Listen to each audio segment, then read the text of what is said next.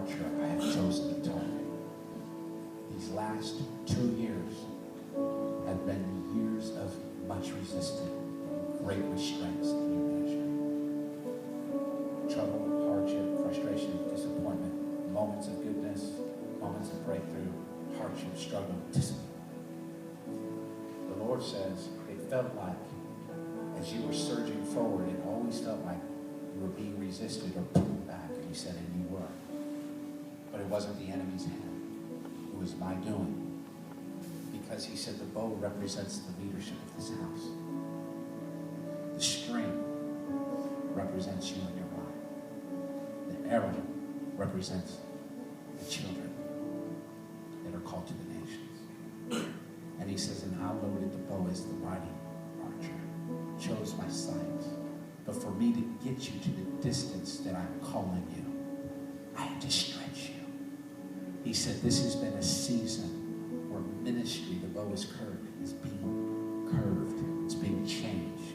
It's being transformed. And He said, the resistance was only so I could get the distance out of the call that I've placed on this house.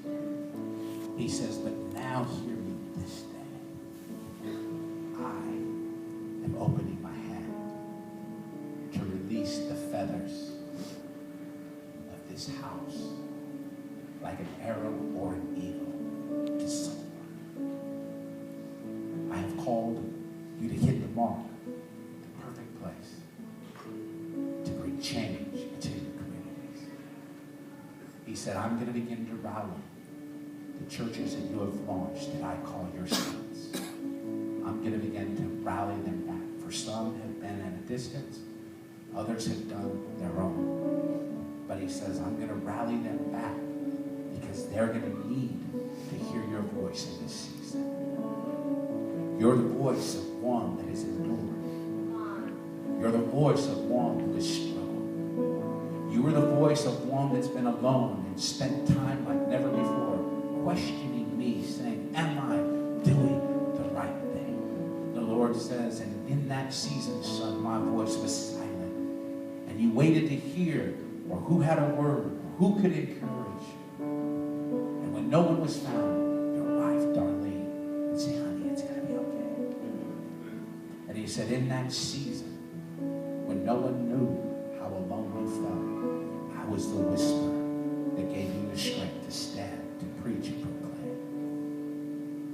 But yet, you felt, God, where am I? Where are you? And He says, I've been closer than ever. And He says, now every restraint financially, every restraint mentality-wise, even the restraints that have physically kept the leaders in this house from moving into its next season have been removed. For I've opened my hand and I release this house into its destined place beyond.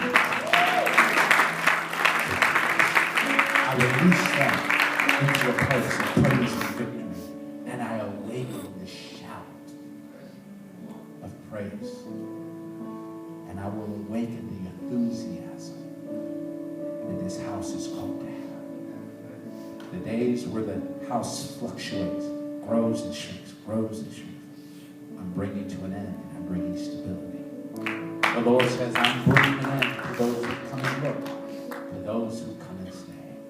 I am bringing and awakening sons, daughters of the kingdom that will become messengers of life and hope.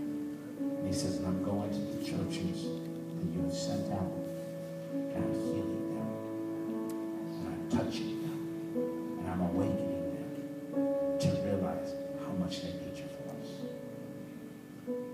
They're in a land of struggle, a land of frustration.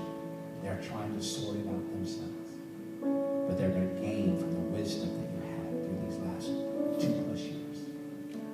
And you're going to speak a message of life and hope and strength, resilience into them.